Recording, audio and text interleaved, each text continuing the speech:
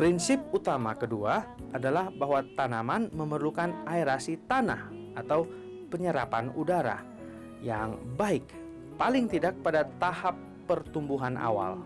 Bukan seperti sawah yang berlimpah air sebagaimana biasanya kita lakukan. Hal ini mungkin merupakan perubahan besar dibandingkan dengan teknik kebiasaan yang ada. Sawah tidak digenangi air pada masa pertumbuhan ini. Malahan, sawah itu dijaga tetap lembab atau macak-macak. Hal ini menjaga supaya tanah tetap mudah menyerap udara dan dengan demikian oksigen dan nitrogen mudah berada sekitar akar. Pemikiran di balik teknik ini adalah sesuatu yang sederhana. Padi sebagaimana tanaman lainnya perlu bernapas. Jika ada lapisan air, maka hal ini akan memutus jalur oksigen yang diperlukan akar untuk tumbuh dan tetap sehat. Jika tanaman padi tumbuh di sawah yang digenangi air, maka akar-akarnya akan terpisah-pisah dan membentuk kantongan udara yang dapat menyerap oksigen ke dalam jaringan tanaman dan untuk tumbuh. Akan tetapi, susunan akar tersebut lemah dan tidak sehat sehingga 3/4 dari akar-akar itu mati pada saat tanaman padi mulai berbunga dan membentuk biji.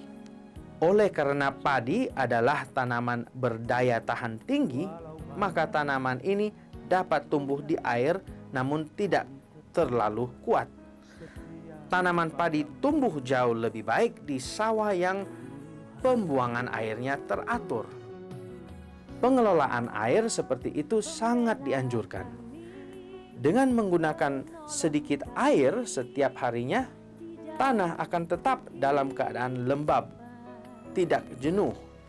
Jika air dialiri pada sore hari dan berlebihan, maka pada pagi hari harus dikeringkan sehingga tanahnya dapat menyerap oksigen dari udara dan kehangatan sinar matahari.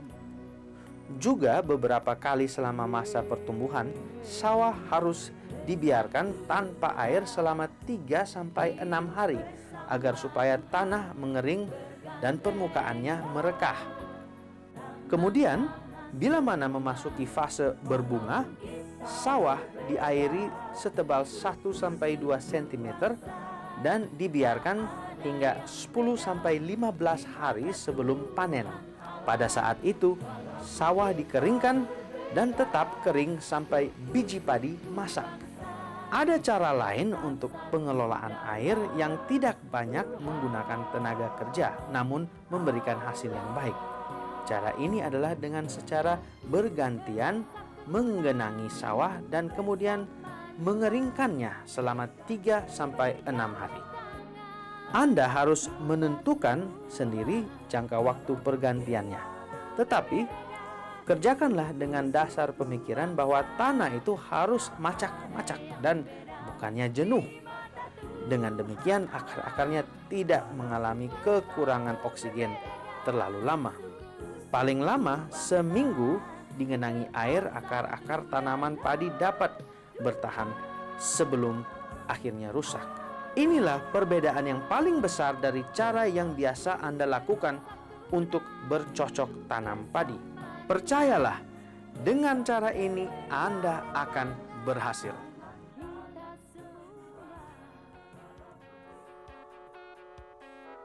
Salah satu yang perlu diperhatikan pada teknik SRI adalah bahwa rumput-rumputan tumbuh lebih mudah di sawah yang tidak digenangi air. Menyiangi rumput harus ditangani sungguh-sungguh. Penyiangan membantu proses pengikatan udara pada tanah yang tentunya sangat baik untuk tanaman padi dan juga membantu akar untuk mengembangkan diri. Penyiangan akan menghambat rumput-rumputan bersaing dengan tanaman padi untuk memperoleh bahan makanan.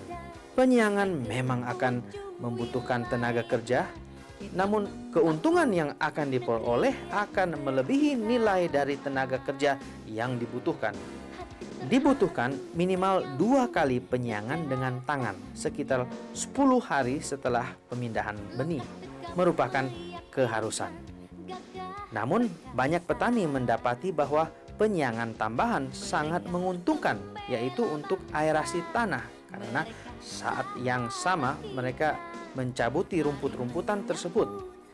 Penyiangan tambahan lebih dari yang 2 kali tersebut tadinya dapat meningkatkan hasil sebanyak 500, 1000, bahkan 2000 kg per hektar. Penyiangan dengan alat otomatis bisa dilakukan jika Anda mempunyai alatnya, dan hal ini sangat dianjurkan. Alat penyiangan seperti ini sangat bermanfaat untuk aerasi tanah, dan keuntungan lainnya adalah rumput akan terkubur sehingga menjadi kompos dan menjadi bahan makanan bagi tanaman padi. Alat penyiangan sebenarnya murah dan penggunaannya sangat dianjurkan.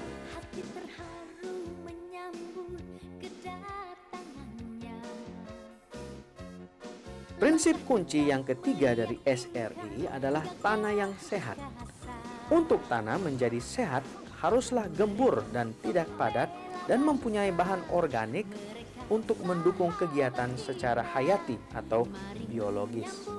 Yang dimaksud dengan kegiatan hayati adalah berbicara tentang jutaan bakteri yang sangat kecil, tentang jamur dan hewan bersel satu yang memanfaatkan bahan-bahan organik tadi. Beberapa jenis kehidupan ini memberikan manfaat kepada tanaman padi dan membantu dalam menjaga keseimbangan hama dan penyakit. Makhluk hidup kecil yang tidak kelihatan ini menolong juga untuk menjaga kesuburan tanah. Hal ini dikarenakan oleh beberapa jenis mikroba di daerah akar tanaman padi dapat mengambil nitrogen dari udara dan merubahkannya menjadi bentuk yang dapat diserap oleh akar padi tersebut. Hal ini merupakan bentuk pupuk nitrogen gratis dan sangat berfaedah bagi pertumbuhan tanaman. Yang Anda perlu sediakan adalah kompos. Kompos menyediakan bahan makanan bagi mikroorganisme dan hewan yang lebih besar seperti cacing tanah, semut, dan rayap. Makhluk hidup ini membuat tanah semakin subur dengan cara menciptakan tabung udara dan membantu menguraikan bahan-bahan organik yang digunakan oleh tanaman padi.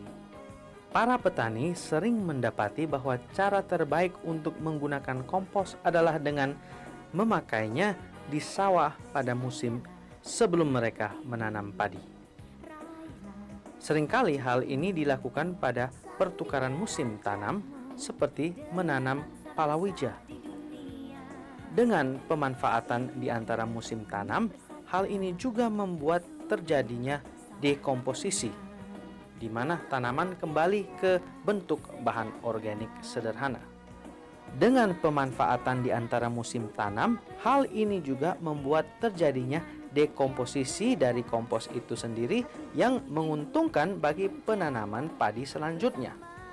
Kompos pada dasarnya adalah dekomposisi bagian-bagian tanaman, dan setiap bentuk kompos adalah lebih baik daripada tidak ada sama sekali.